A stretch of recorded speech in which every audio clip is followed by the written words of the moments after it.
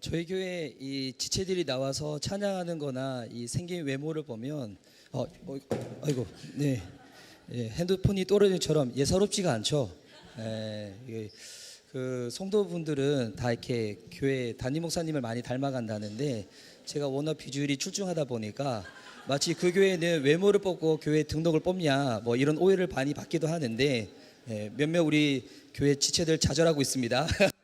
그러지 마시고 실제로 우리 아까 경배와 찬양 불렀을 때 그 손이 나를 붙잡네 그 찬양은 아까 우리 인도했던 그 초록색 원피스 입었던 자매가 직접 작곡 작사한 이 찬양이에요. 그 이제 앞으로 이게 예배 관련된 찬양곡도 하나님 주시는 마음으로 많이 이제 창작하려고 하고 있고, 또 아까 불렀던 우리 특송했던 자매들도 또 어제 특송했던 우리 자매들도 대부분 지금 현직에서 이 가수로 활동을 하고 있는 지체들이거든요. 그래서 왜 이렇게 저렇게 노래를 잘하나, 나는 아무리 해도 이렇게 잘 되지 않는데 그렇게 좌절하실 필요가 없습니다. 어차피 밥 먹고 하는 일들이 이제 그런 일들이기 때문에 거기에 믿음이 더해지고 또 담임 목사님을 닮아서 좀 더 예뻐지고, 그래서 주님이 허락하신 그 자리 가운데 쓰임받고 있는 거기 때문에 하나님 각자 다 허락하신 자리 가운데서 그렇게 귀하게 쓰임받을 수 있는 저와 여러분 되었으면 좋겠습니다. 이 시간 또 함께 우리 살펴본 사도행전 1장 12절에서 14절 말씀을 가지고 우리 은혜를 받고자 하는데요. 우리 오늘 봤던 이 본문에 보면 우리가 흔히 이 성경에서 예수님의 제자라고 하는 여러 인물들이 등장을 합니다. 근데 이 인물들이 우리 복음서에는 여러분 어떻게 주님을 따라가는지 알아요? 주님을 정말 순수한 마음으로 따라가기보다도 저분은 무언가 능력이 있고 힘이 있으니까 저분을 쫓아가면 언젠가 내게 주어진 뭔가 대가가 있을 거야, 높은 자리에 올라갈 거야, 그런 마음을 가지고 예수님을 따라갔던 자들이었어요. 그러다 보니 이 12명의 제자가 한 팀임에도 불구하고 서로에 대해서 보이지 않는 경쟁도 있고 시기심도 있고 막 그랬었거든요. 근데 그러다가 예수님이 십자가에 너무 연약한 모습으로 딱 죽어버리니까 제자들이 어떤 거예요? 저분이 있어야지 내가 원하는 것을 얻을 수 있고, 저분이 있어야지 내가 원하는 자리에 올라갈 수 있는데 그 당사자가 죽어버린 거예요. 얼마나 이 허망한 마음 가운데 이제는 아무 마음의 소망도 없이 그렇게 낙심하고 있었을 때, 근데 오늘 딱 읽었던 본문에 보면 예수님이 말하는 대로 순종하기보다도 자기 생각과 고집대로 이렇게 움직였던 사람들이 이 제자들인데, 근데 마치 이들이 완전히 다른 모습을 보이는 거예요.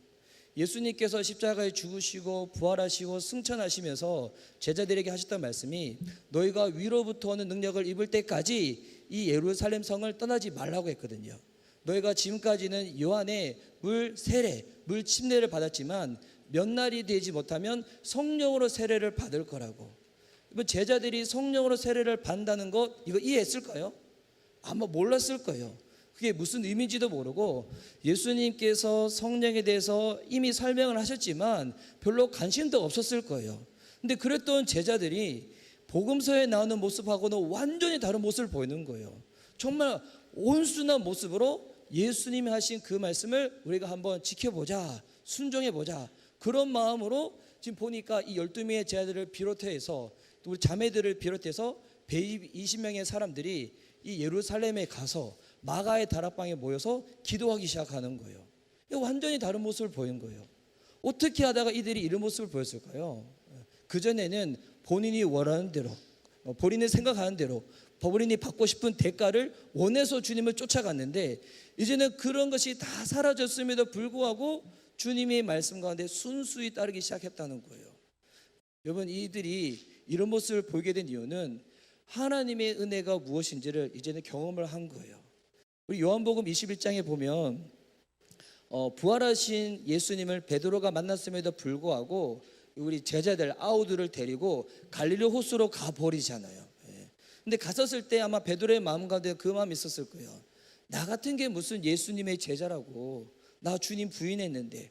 예수님이 십자가에 죽으시기 전날 대제사장의 뜰에 딱 붙잡혀 갔었을 때 멀리서 딱 쳐다보고 있음에도 한 여자애가 와서 너 저기 있는 저 예수라는 사람이랑 너랑 같이 있는 거 본 적이 있다고 했었을 때 베드로가 어떤 반응 보였습니까?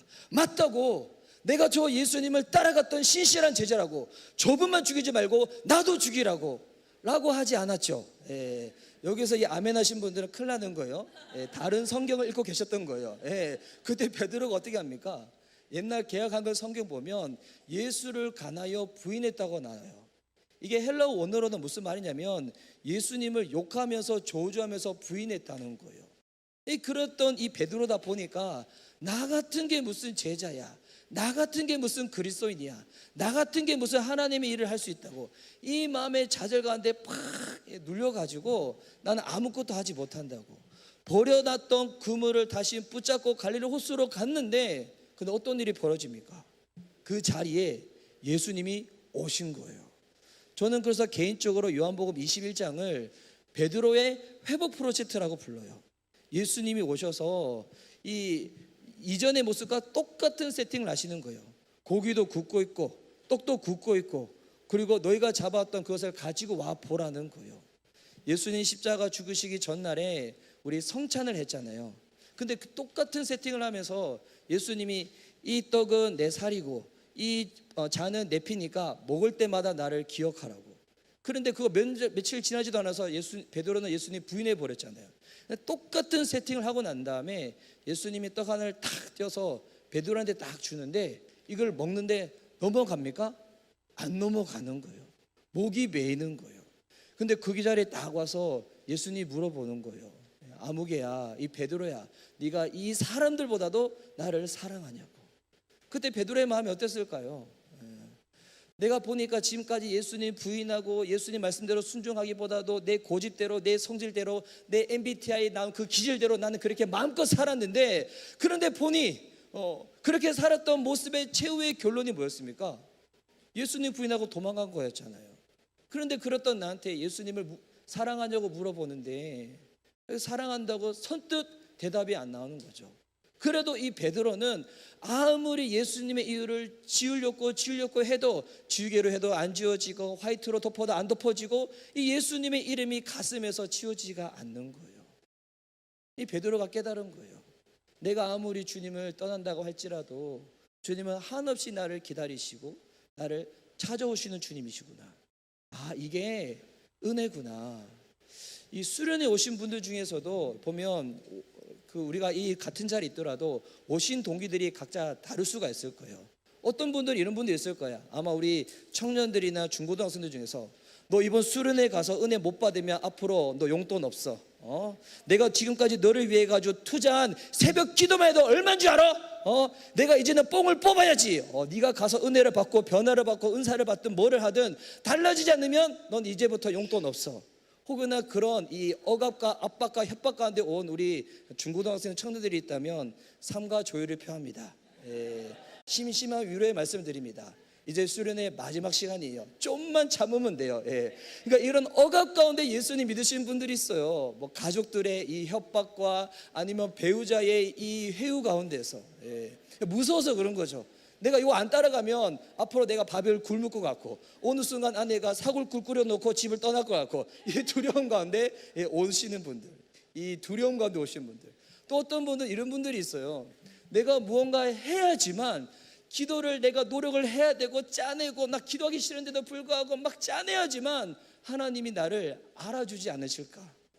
여러분, 구원은 대가로 받아요, 선물로 받아요? 대가예요, 선물이에요? 대가로 받으신 분들 큰일 나요. 왜냐하면 우리는 자격으로는 우리가 구원받을 수도 없고 천국 갈 수도 없거든요. 근데 여러분, 이 구원만 선물이 아니라, 은혜가 아니라 하나님이 허락하신 모든 것들은 선물이고 은혜인데, 우리가 세상에서 너무 경쟁 사이에서 치열하게 살다 보니까 하나님이 내게 허락하시는 무언가 응답도 내가 무언가 행위적으로 짜내야지만 줄 거라고 받을 거라고 생각하시는 분들이 있어요. 그 수련회 와야지만 하나님 나 기억하실 거야, 나 알아주실 거야, 내가 무언가 될 거야. 여러분, 이거는 선물이 아니죠. 이 대가성으로 오는 거죠. 또 어떤 분은 이런 분도 있어요. 내가 주님 앞에 잘 보여야지 하나님이 날 잘 알아주실 거야. 대가보다 더 높은 건데, 내가 누군가한테 잘 보이기 위해서 주는 거, 이 뭐라고 합니까? 이 뇌물이잖아요. 그러니까 이게 수련회도 뇌물성으로 오는 거야. 뇌물성으로. 그런데 이런 것들로 인해 가지고 신앙생활을 시작하고 교회 오잖아요. 그런 외부적인 것이 있을 때는 잠시 잠깐의 달라진 모습을 보이지만 그게 사라지면 어떻게 될까요? 이전 모습으로 돌아가 버리는 거예요. 그래서 시간은 오래 걸리지만 하나님이 우리를 대하시는 것은 협박도 아니고요, 대가도 아니고요, 뇌물도 아니고요, 은혜로 우리를 대하신다는 거예요. 은혜가 시간이 가장 오래 걸려요. 우리 부모님의 은혜라고 하잖아요. 우리 자녀들이 언제 철이 듭니까? 언제 철들까요? 저는 보니까 결혼하고 나서 애를 낳으니까 철이 들더군요. 예, 저는 진정한 인생의 시작은 결혼이 시작이 아니라 결혼하고 나서 애를 낳고부터 인생이 시작되는 것 같아. 예, 저희 그 청년들이 물어보는 거예요. 왜 교회에 요즘 20대 30대가 적냐고. 그 너무 쉬운 거라고. 20대 30대 때 혈기왕성하고 막 자신감 있고 막 건강이 받쳐주고 했었을 때 내가 내 자아가 충만해가지고 뭐라도 하면 세상에서 성공할 것 같잖아요. 그러다가 결혼하고 애 자식을 낳는데 내 맘대로 되지 않아. 이게 내 배에서 나는데 불구하고 왜 나랑 다른 생각을 가지고 있고 늘 나한테 이렇게 막 이렇게 뭐 도전하고 있고 그러다가 세상에서 찢기고 상처들고 하고 난 다음에 나중에 언제 주님께 돌아옵니까? 40대가 됐을 때. 예. 그래서 교회 주축 멤버들이 그 다음부터 40대, 50대, 60대가 요즘 되는 거예요. 예. 그래서 20대, 30대들이 막 지금은 본인 잘난 맛을 막 살아가잖아요. 그거 보고 그 지켜보는 우리 부모님들 마음이 어떻습니까? 예. 안쓰럽잖아요. 니도 언젠가는 네 배에서 네 자식 것 같은 애 낳아봐라. 뭐 이런 마음 막 들잖아요. 예. 그래서 이 부모님은 계속 우리를 은혜로 대하시잖아요. 그 은혜가 시간은 오래 걸리지만 이게 정말 그 사람의 속까지 뒤바뀔 수 있는 이 근본적인 힘이 되거든요. 그래서 부모님의 은혜, 스승의 은혜라고 부르잖아요. 근데 여러분, 배우자의 은혜라고 안 부르죠? 예, 남편의 은혜, 아내의 은혜 부르나요? 여기서 혹시 아멘 하신 분들은 정말 천국 같은 가정을 사시는 분들이에요. 예. 부부 관계는 은혜를 부르지 않아요. 그래서 우리 이제 가끔씩 청년들한테 제가 그 얘기를 해요. 이 저주가 다른 게 저주가 아니라고. 예. 예전에는 그 사람이 없으면 내가 죽을 것만 같았어. 그래서 같이 내가 살고 싶어서 결혼을 했어. 근데 어느 순간에는 내가 그 사람 때문에 죽을 것만 같아. 예. 여기서 청년들이 동의를 하면 이게 이상한 거예요. 결혼하신 분들이 동의를 해야 되는 부분인데, 그래서 하나님이 우리를 대하시는 거는 은혜로 대하시는 거예요. 시간이 오래 걸리지만 정말 우리가 주님과의 인격적인 관계 가운데서 예수님이 어떤 분인지, 하나님의 사랑이 어떤 것인지 우리가 경험되어 줄 수 있도록.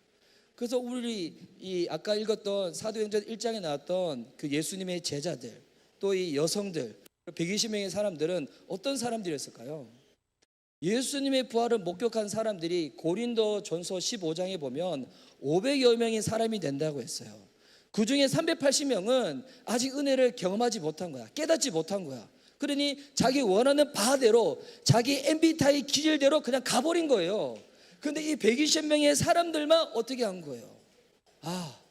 끝까지 나를 버리지 아니하시고 찾아와 주시고 기다려 주시는 예수 그리스도의 은혜 가운데 이제는 감격하여, 감사하여, 죄송한 마음도 들고, 그래서 성령이 뭔지 이해도 안 돼. 뭐 세례를 받는다고, 침례를 받는다고 이해도 안 돼. 예. 기도하라고 하는데 지금까지 기도 제대로 해본 적도 없어. 예. 이 베드로와 제자들 예수님의 겟세마네 동산에서 기도할 때 1시간도 채우지 못해서 계속 자버렸잖아요.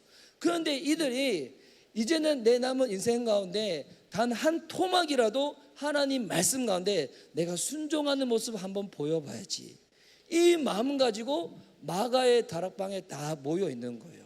마가 다락방에 120명이 모였다. 우리가 첫 번째 이제 깨달을 수 있는 게 있죠. 아마 마가는 부자였을 것이다. 예. 혹시 여러분 이 가정 중에서 120명 수용할 수 있는 집 있으신가요? 예.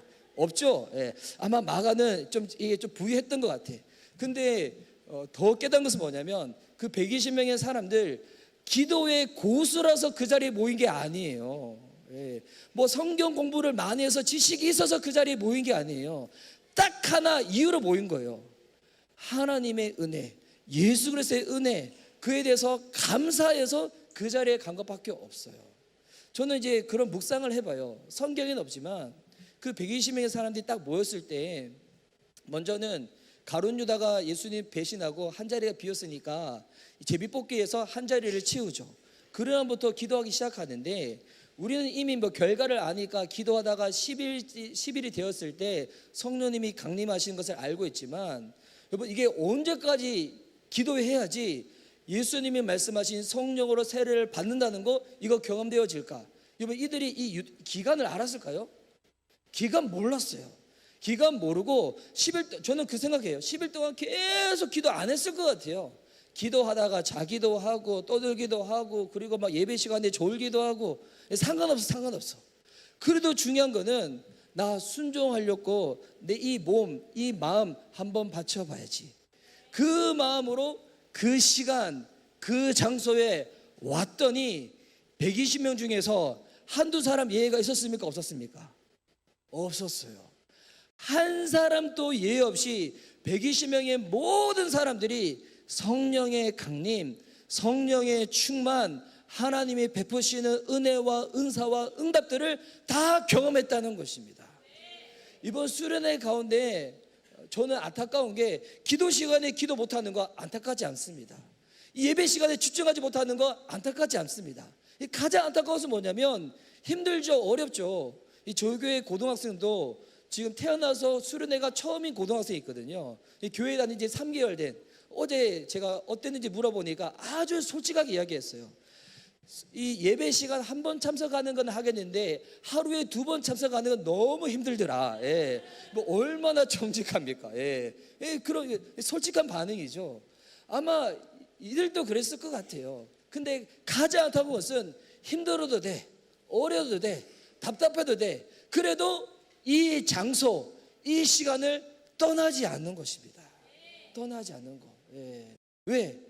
내가 노력해서 임재가 임하는 것이 아니라 주님이 약속하신 거기 때문에 그 시간에 가면 그 다음에는 하나님이 알아서 일하시는 거예요.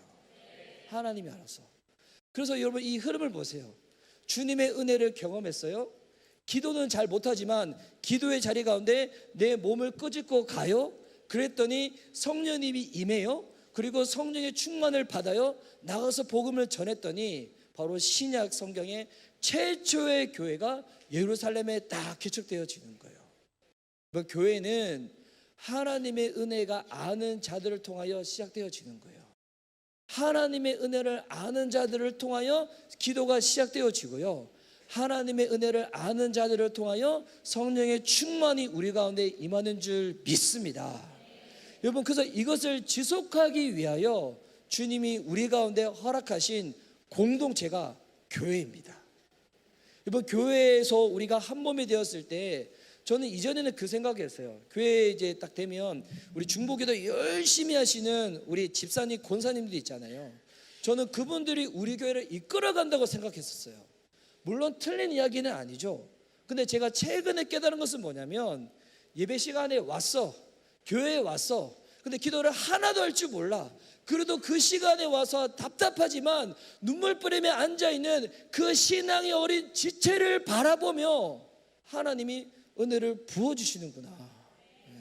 기도 잘하는 사람을 보고 하나님이 일하시는 것이 아니라, 아직 예수님의 옛자도 전혀 모르지만 하나님의 그 사랑과 은혜가 무엇인지 알고 싶어서 그 예배 현장에 와 있는 그 비신자, 그 불신자, 그 초신자를 바라보며 하나님이 은혜를 부으시는구나. 그래서 중요한 거, 어제 우리 김대진 목사님도 마지막에 그 얘기를 하셨지만, 아직 이해되지 못해도 괜찮아요. 하나님 말씀이. 기도 못해도 괜찮아요. 예배 시간에 졸려도 괜찮아요. 우리 이제 이번에 수련회 때 되게 유명한 우리 이제 연예인이 등장했어요. 수아. 예. 우리 수아 자매 어디 있어요? 수아? 예. 수아가 어디 있죠? 예. 수아 자고 있었네. 예. 진짜 멘탈 갑이야. 와. 우리 의왕속수교회 우리 성도님들과 미션 리바이벌 성도님들은 수아의 저 모습을 배워야 됩니다. 예. 자도 교회 와서 자는 저 모습. 그러면 어느 순간 이게 예배 끝나는 줄 알고 딱 일어섰어. 예, 성도님들이 축도할 땐 다 일어서잖아요. 딱 일어섰는데 보니까 선교사 헌신하는 자리였어. 예, 나는 예배 끝나는 줄 알고 일어섰는데, 근데 우리 주님은 정말 순수한 거 알고 있죠. 예. 알고 봤더니 그 시간이 선교사 이 선하는 자리 가운데서. 그래서 나 하나님 나 예배 끝난 줄 알고 이랬은 거예요. 예, 저 그 마음 아니었어요. 근데 우리 주님은 너무 순수하셔가지고 그냥 우리가 표한 그대로 받으시는 거예요. 그래서 나는 그거 받았는데, 나는 수아의 그 마음 받았는데, 나는 일어서는 그 마음 받았는데, 갑자기 이렇게 비 오는 날에 혼자 방에 있을 때 주님이 창문을 놓고 하면서 나는 받았는데, 나는 네 마음 받았는데, 이거 가운데 시달려가지고 이러다가 내가 진짜 못 살겠다 싶어서 저 선교지에 가 있는 선교사님의 제가 실제적인 간증을 들은 적이 있어요. 예. 여러분, 그래서 우리 좋은 지체들 있잖아요. 그냥 내버려 두세요. 언젠가는 모르고 일어섰다가 혼자는 하나님의 사람이 될 줄 믿습니다. 그래서 여러분, 하나님은 우리가 준비된 사람만 사용하시는 것이 아니라 하나님이 일하시는 그 자리 가운데 우리가 가기만 가잖아요. 주님이 일하시는 거예요. 제가 오늘은 제가 좀 이렇게 저의 간증을 좀 나누려고 하는데, 저는 예수님을 늦게 믿었어요. 저는 대학생일 때 믿었는데, 저는 이제 군대에 있었을 때 저를 사랑했던 할머니가 돌아가며 마지막 남겼던 유언이 뭐냐면, 상암아 이제는 교회를 나가라는 얘기였어요. 제가 할머니 사랑이 너무 컸기 때문에. 그래서 여러분, 사람은 이렇게 변화되는 거예요. 너 오늘 교회 안 나오면 너 지옥 가. 그러면 어이구 지옥 무서라 교회 오나요? 아니에요. 누군가의 사랑과 은혜를 통하여 교회를 모르지만 예배당에 가봐야지. 제가 그랬거든요. 할머니의 사랑으로 컸는데 할머니가 돌아가시면서 상암아 다시 교회 나가라고 말씀하시는 거예요. 그게 군대여서 가지고 이제는 제대하고 난 다음에 제대로 교회를 다녀봐야지라고 생각하고 있었을 때, 제가 이제 김대진 목사님의 그 일반 대학 후배예요. 보니까 같은 대학을 나왔던데, 근데 저는 그 대학에 입학했지만 졸업하지 못했어요. 인생이 내 마음대로 되는 건 아니더군요. 그래서 이제 그 학교가 미션 스쿨이 아닌데 그 교회에 교회가 있다는 거예요. 갔더니 컨테이너 박스로 엮어져 있는 교회였는데, 거기를 딱 갔는데 거기서 막 이렇게 교수님들, 대학생들이 한 몇 명이 모였었는데 뜨겁게 기도를 하는 거예요. 그리고 이제 그 교회 목사님이 여자 목사님이셨는데 딱 쓰셔가지고 막 설교를 하시고 간증을 하시는 거예요. 근데 그때 간증을 들으면서, 설교 들으면서 제가 이제 마음이 좀 열렸는데, 마음이 열리고 바로 집으로 갔어야 됐어. 근데 기도 시간이 됐는데 갑자기 이 대학생이고 교수님인데 입에서 한국말로 기도 안 하고, 우리는 이미 익숙하지만 사람들이 이상한 소리를 기도하기 시작하는 거예요. 랄랄라 뚜뚜뚜 빠빠빠 깨굴깨굴 막 이렇게 하는 거예요. 이게 도대체 뭐지? 왜 입에서 저런 소리가 들리지? 랄랄라 뚜뚜뚜 뭐 깨굴깨굴 막 여기 왜 이런 거지? 갑자기 제가 어떤 마음이 드냐면, 추정 60분이 지나가고 시사 매거진 2580이 지나가고 PD수첩이 지나가면서 나 오지 말아야 될 때를 왔다, 뭐 이상한 데를 왔다, 이 생각이 드는 거예요. 근데 그때 이제 제가 저를 그 교회로 인도한 제 선배가 있어서 그 선배 무언하지 않도록 제가 앞으로 이 교회를 열심히 다녀보겠습니다 라고 마음에도 없는 얘기를 했는데, 교회 성도님들이 얼마나 순수한지 있는 그대로 받으시는 거예요. 그 다음부터 제가 교회 안 나오면 계속 연락하고 찾아오고 막 그러는 거예요. 그러다가 이제 그 교회가 컨테이너 박스로 있다가 컨테이너 박스가 철거되고 난 다음에 예배당이 없이 예배를 드리다가 그 학교가 건국대학교인데 건국대학교 후문에 작은 공간을 얻게 되었어요. 작은 공간을 얻게 되고 이제 입당 예배를 드릴 때, 제가 이게 여러분 보실 때 어떻게 보이는지 모르겠지만 제가 소시적에 춤을 조금 췄었어요. 춤을 춰요. 그래서 저희 어떤 청년들은 목사님 춤 춰주세요 라고 하는데, 저 요즘 이제 비싸게 굴렸고요. 춤을 좀 췄는데, 그때 그 입당 예배 때 제가 춤을 췄었죠. 이렇게 춤을 추고 나서, 그러나서 어떤 일이 있었냐면, 입당 예배 드리고 나서 일주일 지났을 때, 그때가 2002년 월드컵 시즌 때였거든요. 제가 춤은 좀 췄지만 클럽 같은 데를 다니지는 않았어요.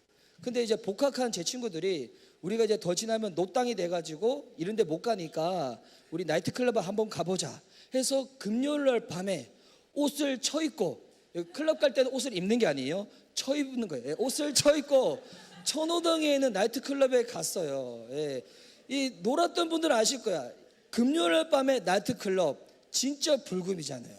그래서 그때 막 춤을 추고, 근데 춤추는데 갑자기 클럽에서 뭐 춤 대회 같은 게 있는 거예요.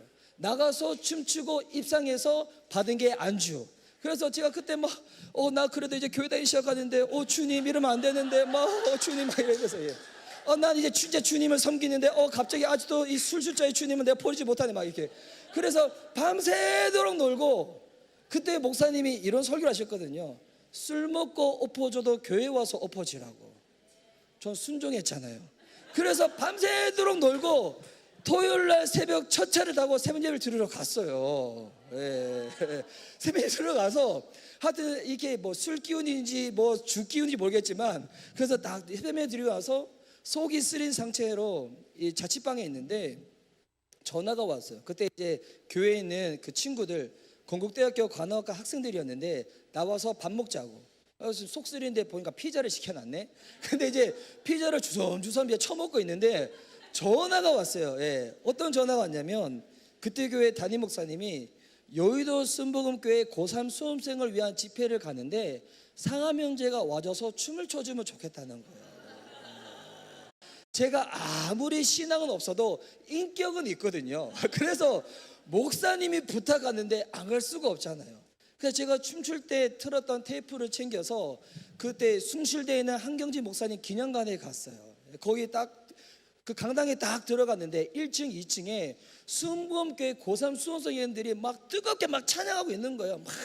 마치 우리 미션 리바이벌교회 손님처럼 막 하고 있는데, 그 목사님이 내가 설교하기 전에 우리 형제 소개할 테니까 그때 나와서 춤을 춰주면 된다고. 앞에 찬양 끝나고 목사님이 수험생들한테, 수험생 여러분들 공부한다고 얼마나 힘드냐고, 여러분을 위해서 제가 선물을 준비했다고. 우리 교회 춤 잘 추는 오빠 형이 있는데 춤춰줄 거라고. 제가 강대상에 딱 올라와서 불 다 꺼지고 저한테 스팟라이트가 딱 비쳤죠. 그때 막 함성이 터지는데 막 이렇게 이정재 화이팅, 막 송조구 화이팅 그러는 거예요. 여러분 지금 이 얘기 들으면 이해가 안 되시죠? 제가 원래 예전에는 머리가 풍성했어요. 풍성했어요. 근데 왜 지금은 이렇게 됐는가? 적은 능력 가지고 주일 가운데 힘쓴다고 하나님이 애처롭게 보셔서 저를 너무 크신 그 손으로 쓰다듬어 주셔가지고, 너무 심하게 쓰다듬어 주셔가지고 주의 손길을 닿는 곳마다 불이 임해가지고 다 빠져버린 역사. 그래서 이제 주변에 이런 저랑 비슷한 증세를 가지고 계신 분들이 있으면 주님이 많이 사랑하는 분이구나 라고 이해하시면 되는 거예요. 그래서 제가 거기에 춤을 딱 추고 난 다음에 밑에 내려와서 딱 앉아 있는데, 그때 목사님의 설교가 4시간이었어요. 4시간. 우리 교회 성도님들 저한테 설교 길다고 얘기하시는데 저 인내하고 있습니다. 그때 하고 나서 어떤 일이 있었냐면, 그 기도 시간이 됐는데, 그때 당시 제가 이제 섬겼던 교회가 입당 예배를 드리고 나서 기도를 정말 뜨겁게 하는 교회였거든요. 뜨겁게 하는 교회인데 저는 기도를 할 줄 모르잖아요. 그래서 기도 시간 되면 저는 혼자서, 그래도 어렸을 때 이 유치원이 기독 유치원이어서 주기도문은 배운 건 있어가지고 주기도문 한번 10번 돌리고 사도신경 한번 10번 돌리고 이제는 기도가 끝났겠지, 눈을 딱 뜨면 5분도 안 지나가 있어.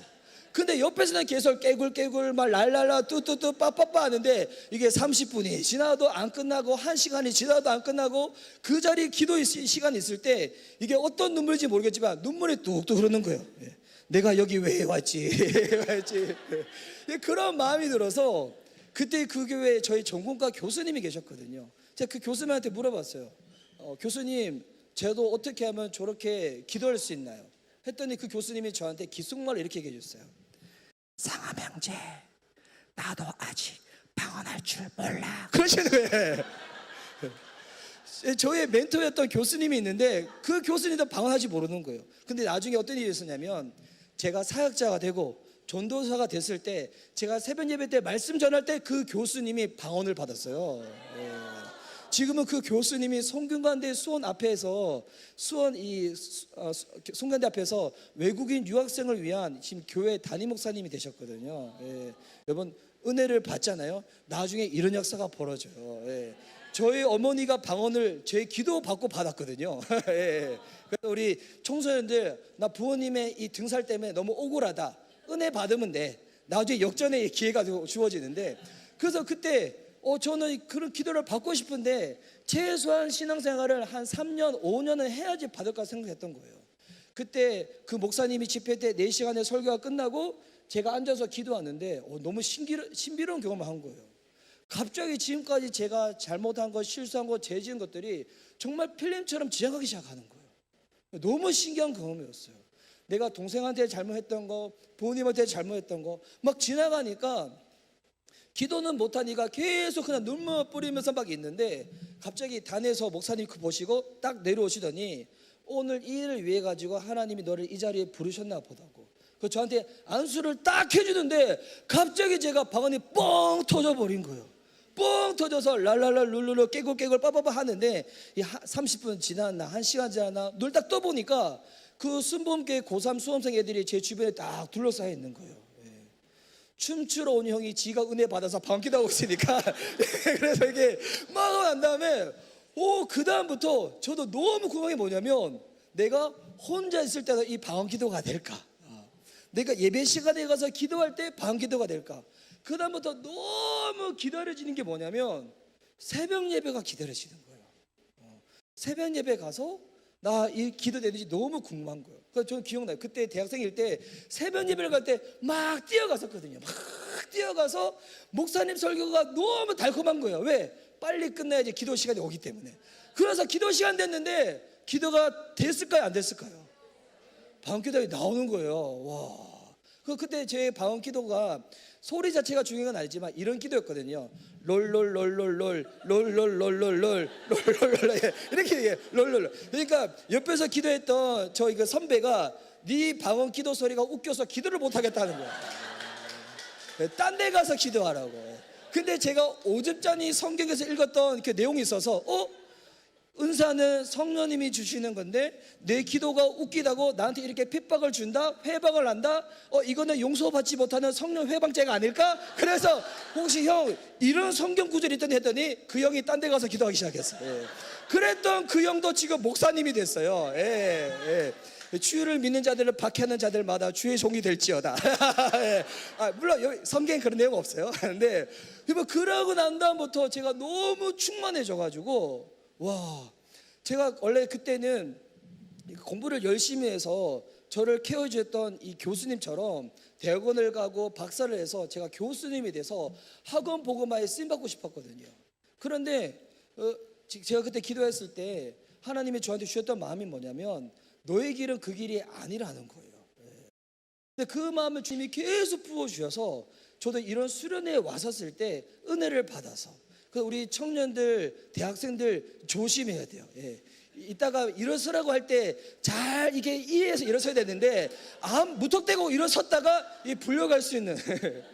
그래서 저도 그때 주님이 저한테 그런 마음을 주셔서 주님이 저를 하나님의 사역자로 부르시고라는 이런 확증을 받고 말씀을 통하여 확인을 받고 난 다음에 하나님 그러면 그 부르신 가운데 내가 순종하겠습니다 라고 해서 저는 건국대학교 들어갈 때만 하더라도 제가 목사 되려고 들어간 거 아니잖아요.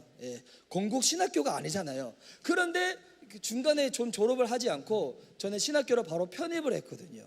인생이 그런 것 같아요. 내가 계획한 대로 이루어지는 게 아니잖아요. 전 알기로 종윤선 목사님도 김대진 목사님도 처음부터 목사가 되려고 그렇게 준비했던 분들이 아니라고 들었거든요. 제 계획이 없었는데 그렇게 됐는데 또 하나 제 계획에 전혀 없었던 일이 또 펼쳐지기 시작하는데 그게 뭐냐면 이 교회 개척이었어요. 교회 개척. 저는 예수님 믿고 신앙생활 열심히 하는데 이제 하나님이 제 안에 무언가 수술을 하기 시작하는데 그 수술 중에 하나가 뭐냐면 제 안에 숨겨져 있는 제 안에 내재되어 있는 그 열등감에 대한 부분이었어요. 열등감에 대한 부분. 제 안에 이 열등감을 보니까 누군가로부터 무조건 사랑을 받아야지 자아가 건강하게 형성이 되어서 이 건강하게 주님 또 따라가고 신앙생활도 할 수 있는데 그러지 못했던 분들은 교회 생활하면서도 어떤 게 되냐면 다 경쟁 상대야. 누가 나보다 기도를 더 많이 하나, 누가 나보다 목사님께 더 사랑받나, 누가 나보다 교회에서 인정받나. 그래서 나보다 더 인정받는 사람이 있으면 저 그런 분도 봤어요. 기도해서 야 목사님이 너 싫어한대더라, 너 다음 주부터 교회 나오지 마, 이런 분도 봤어요. 저는 그러지는 않았지만 성격이 그래도 내성적이어서 근데 이 마음의 경쟁심 때문에 너무 인정받고 싶은 거예요. 뭐 하나님께 인정받고도 싶고, 목사님께도 인정받고도 싶고, 성도들한테도 인정받고 싶고. 근데 내 안에 이 자아는 너무나 쪼그라들어 있는 거예요. 그러니까 이게 이 자아가 쪼그라들어 있는데 노력으로 행위로도 이게 안 되니까 그 다음부터 이게 터지기 시작하는데, 어디서 터질까요? 집에서 터지는 거예요. 아내와의 관계 가운데서 터지고. 저는 아내랑 결혼하고 난 다음에 3년 동안에 정말 치열하게 싸웠어요. 치열하게. 예.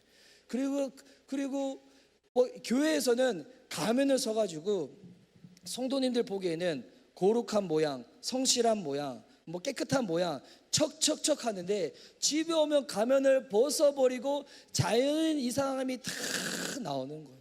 아내와 다투고 싸우고 막 하고, 내 안에는 이 허무한 마음을 채울 수가 없으니까 엉뚱한 짓 하고, 이 목회자가 음란 동영상 보고 막 제 가운데 빠지고 막 그러는 거예요. 근데 이런 가운데서 이제 어떤 마음이 드냐면, 나 같은 게 무슨 주의 종이라고. 내가 조금이라도 나이가 더 어렸을 때 이 길을 포기해야지. 이 목자는 양을 톡실톡실 키워야 되는데 사꾼이 돼가지고 양 다 잡아먹게 생겼다. 그래서 이 길을 그만두려고 마음을 계속 먹고 있었는데, 근데 그때 하나님의 은혜가 딱 임하는 거예요. 주님의 은혜는 내가 다가가는 게 아니라, 나는 다가갈 힘도 없고 마음도 없는데 하나님이 먼저 찾아오시는 거예요. 저는 날개도 꺾이고 무릎도 꺾이고 마음도 꺾이고 모든 게 다 꺾였는데, 하나님이 찾아오셔서 다시금 저에게 물어보시는 게 그거였어요. 상암아, 네가 나를 사랑하냐고. 근데 이 대답을 제가 너무 하기가 힘든 거예요. 교회에서 제가 찬양 인도하고 기도 인도할 때 하나님의 사랑을 막 노래하며 했지만, 집에 돌아오면 마음이 너무 괴롭거든요. 이 너무 외식하는 것 같고 가시적인 것 같고, 나 같은 게 무슨 주님 사랑한다고. 그런데 그런 나를 너무 잘 아시는 주님이, 야, 너 나 사랑하냐고 또 물어보는 거예요. 근데 그때 그림이 하나 싹 지나갔는데, 저도 이제 저희 이제 자녀가 3명이 있거든요. 근데 저희 이제 둘째 아들이 아까 드럼 치던 아들이었어요. 근데 이제 저희 둘째가 무언가 이게 레고 블록을 집에 만들었는데 치우지 않았다가 제가 지나가다가 이걸 잘못 밟아서 넘어진 거예요. 이 레고 블록을 제가 부수려고 하는데 아들이 딱 오더니 갑자기 저한테, 아빠 죄송해요, 제가 다음부터는 요거 제가 딴 데 잘 치워 놓을게요 한 거예요. 가정이에요, 가정. 예. 그래서 그래, 이런 거 잘 치워놔 하는데, 그 다음날 제가 새벽 예배 가려고 딱 일어났는데 아들이 집 앞에 다 무릎 꿇고 앉아 있는 거야. 아빠 생각해보니까 나는 아무래도 어제 너무 큰 죄를 지은 것 같아요. 나는 아빠한테 너무 큰 죄인이에요. 그럼 제가, 아들 왜 이래, 괜찮아, 그러지 마. 그런데 그 다음날에도, 아빠 나는 아무리 생각해도 큰 죄인이에요. 그렇기 때문에 이제는 아빠를 일주일 동안 아저씨라 부를게요. 저 너무 효자 같죠? 라고 하면, 야, 기특하다, 이제 불러봐 아저씨. 여러분, 이게 진짜 아빠한테 이게 효다는 걸까요? 아니죠. 진짜 효도는 나 잘할 때고 성공할 때도 나는 하나님의 자녀지만, 망가지고 깨어지고 실수가 많고 여전히 제 가운데 넘어지고 계속 반복적인 모습을 보인다고 할지라도 여전히 아빠가 나의 아빠라는 믿음으로 나가는 게 부모님의 마음 가운데 더 효도를 하는 거잖아요. 제가 그것을 이해하지를 못했던 거예요. 그래서 그때 제가 주님께 고백했죠. 내가 주님을 사랑하는 줄 주님이 아신다고. 저는 그 다음부터 제 삶에는 진짜 승리의 간증만 있을 줄 알았어요. 아내와의 관계에서는 날마다 천국인 줄 알았어. 예. 근데 여전히도 지금 또 여러분 1년에 한 차례 세계대전, 분기마다 국지전, 뭐 이해되시나요? 여러분, 목회자가 싸우지 않는다, 그 이상한 거예요.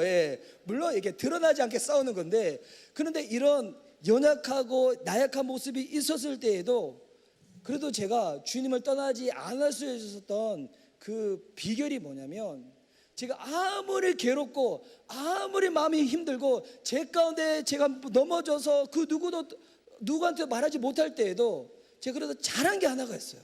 뭐냐면 교회 공동체를 떠나지를 않았어요.